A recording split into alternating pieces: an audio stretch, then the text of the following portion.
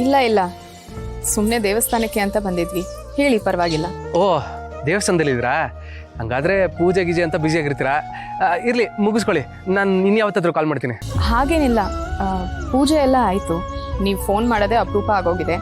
ಮಾತಾಡಿ, ಪರವಾಗಿಲ್ಲ. ಮತ್ತೆ ಹೇಗಿದ್ದೀರಾ ಮೇಡಮ್? ನಾನು ಚೆನ್ನಾಗಿದ್ದೀನಿ. ನೀವು ಹೇಗಿದ್ದೀರಾ? ಚೆನ್ನಾಗಿದ್ದೀನಿ ಮೇಡಮ್. ನಿಮ್ಮ ಕೆಲಸ ಎಲ್ಲ ಹೇಗೆ ನಡೀತಾ ಇದೆ? ಚೆನ್ನಾಗಿ ನಡೀತದೆ ಮೇಡಮ್.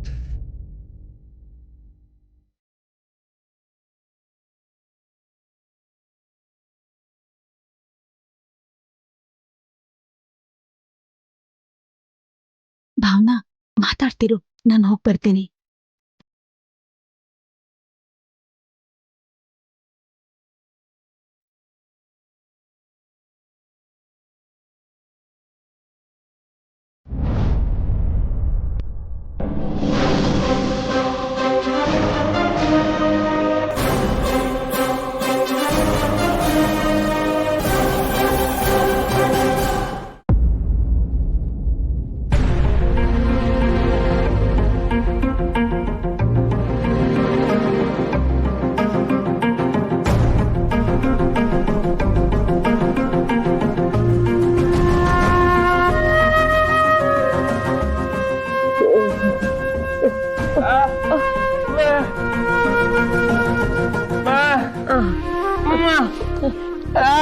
ವೆಂಕಿ, ಸ್ವಲ್ಪ ಚಳಿ ಚಳಿ ಅನ್ನಿಸ್ತದೆ ಕಣಪ್ಪ.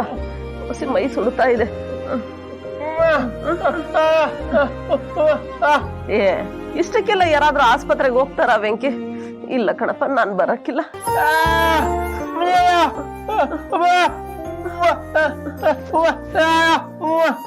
ವೆಂಕಿ, ಸ್ವಲ್ಪ ಹೊತ್ತು ಮಲಗಿದ್ರೆ ಎಲ್ಲ ಸರಿ ಹೋಯ್ತದೆ ಕಣಪ್ಪ. ನೀನ್ ನೋಡ್ತಿರು, ಬೇಗ ಹುಷಾರಾಗ್ಬಿಡ್ತೀನಿ.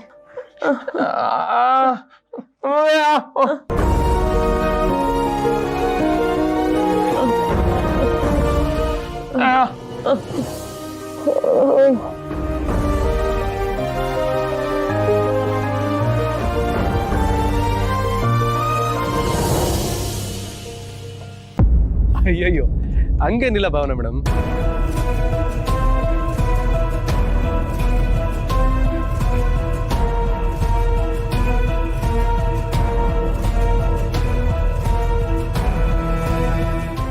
ಆಮೇಲೆ ನಿಮ್ಮ ಮಗಳು ಹೇಗಿದ್ದಾಳೆ ಮೇಡಮ್? ಖುಷಿಯಾಗಿದ್ದಾಳಾ? ಅದು ಖುಷಿಗೆ ಒಂದು ಪ್ರಾಬ್ಲಮ್ ಆಗಿತ್ತು ಗೌಡ್ರೆ. ಆದರೆ ಇವ್ರ ಸಹಾಯದಿಂದ ನಾನು ಅವಳನ್ನ ವಾಪಸ್ ಕರ್ಕೊಂಬರೋಕ್ಕಾಯ್ತು.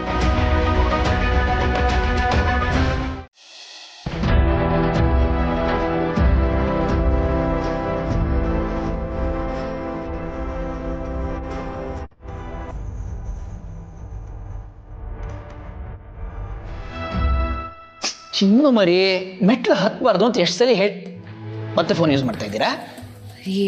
ಫೋನ್ ಇರೋದೇ ಯೂಸ್ ಮಾಡಕ್ ತಾನೆ.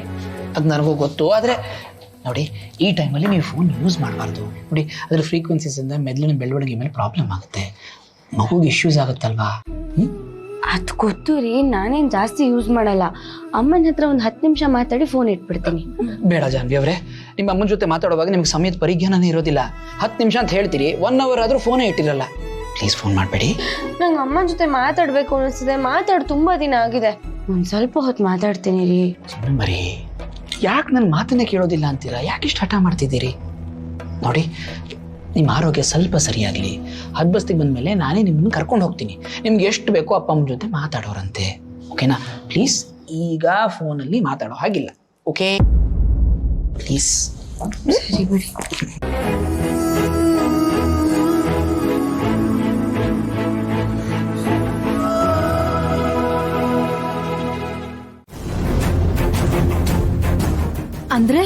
ಅಂದ್ರೆ ಫೋನಲ್ಲಿ ನಾನು ಅವ್ರಿಗೆ ಗೌಡ್ರು, ನೇರವಾಗಿ ಸಿದ್ದು. ಏನ್ ಹೇಳ್ತಾ ಇದ್ಯಾ? ನನ್ಗೇನು ಅರ್ಥ ಆಗ್ತಿಲ್ಲ. ಲಕ್ಷ್ಮತೆ, ಇದೆಲ್ಲ ಶುರುವಾಗಿದ್ದು ನಮ್ಮ ಖುಷಿಯಿಂದ. ಅವತ್ತೊಂದಿನ ಖುಷಿ ಮನೆಯಿಂದ ತಪ್ಪಿಸ್ಕೊಂಡ್ ಬಂದಿದ್ಲು, ಅದು ನೆನಪಿದೆಯಲ್ಲ ಲಕ್ಷ್ಮತೆ? ಅವತ್ತೇ ಈ ಗೌಡನ ಕತೆ ಶುರುವಾಗಿದ್ದು.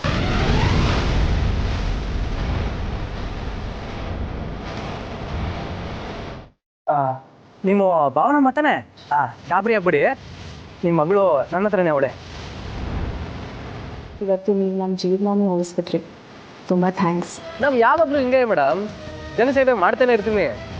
ನಿಮ್ಮ ಹೆಸರು? ನೀವು ನನ್ನ ಗೌಡ್ರೆ ಅಂತ ಕರೆದ್ರೆ ಸಾಕು. ಗೌಡ್ರೆ, ನಿಮ್ಮಿಂದ ಒಂದು ಸಹಾಯ ಆಗಬೇಕಿತ್ತು. ಅದೇನು ಹೇಳಿ ಮೇಡಮ್, ಮಾಡೋಣ. ತುಂಬ ದಿನದಿಂದ ನನ್ನ ಹಿಂದೆ ಒಬ್ಬ ಹುಡುಗ ಬರ್ತಿದ್ದಾನೆ. ಹೌದಾ? ಅವ್ನು ಯಾವನ್ ಮೇಡಮ್? ಅವನು ಕೈ ಕಾಲು ಎತ್ಬಿಡ್ತೀನಿ ನನ್ನ ಮಗನಿಗೆ. ಅವ್ನು ತುಂಬ ದೊಡ್ಡ ಮನುಷ್ಯರ ಮಗ. ನಿಮ್ಗೇನು ತೊಂದರೆ ಇಲ್ಲ ತಾನೆ? ನಾವು ಯಾರಿಗೇನು ಕಮ್ಮಿ ಇಲ್ಲ ಮೇಡಮ್. ಅದು ಯಾವ ದೊಡ್ಡ ಮನ್ಸು ಅಂತ ನಾನು ನೋಡ್ತೀನಿ. ಅವನ ಹೆಸರು ಹೇಳಿ. ಅವ್ರ ಅಪ್ಪನ ಹೆಸರು? ಅವ್ರ ಅಪ್ಪನ ಹೆಸರು ಜವರೇಗೌಡ ಅಂತ. ಹೌದು ಅಜ್ಜಿ, ಅವತ್ತು ಇವರೇ ನನ್ನ ಕಾಪಾಡಿದ್ದು.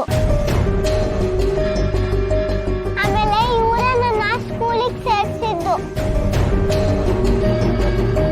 ಆದ್ರೆ ಇವರೇ ಸಿದ್ದು ಅಂಕಲ್ ಅಂತ ಭಾವನಮ್ಮಂಗೆ ಗೊತ್ತಿಲ್ಲ. ಏನ್ ಸಿದ್ದು ಇದೆಲ್ಲ? ಅವಳ ಹತ್ರ ಯಾಕೆ ಸುಳ್ಳು ಹೇಳ್ದೆ? ನಿಜ ಹೇಳ್ಬೇಕು ಅಂತ ತುಂಬಾ ಸಲನೇ ಪ್ರಯತ್ನ ಪಟ್ಟೆ ಲಕ್ಷ್ಮತೆ. ಆದ್ರೆ ಅವ್ರಿಗೆ ಈ ಸಿದ್ದುನ್ ಕಂಡ್ರೆ ಶಾನೆ ಕೋಪ. ಈ ರೀತಿ ಇರುವಾಗ ನಾನೇ ಗೌಡ ಅಂತ ಬಿಟ್ಟು ಅವ್ರಿಗೆ ಹೇಳ್ಬಿಟ್ರೆ ಅವ್ರು ಇನ್ನೂ ಕೋಪ ಮಾಡ್ಕೋತಾರೆ ಅಂತ ಹೇಳಿಲ್ಲ ಅಷ್ಟೇ ಲಕ್ಷ್ಮತೆ.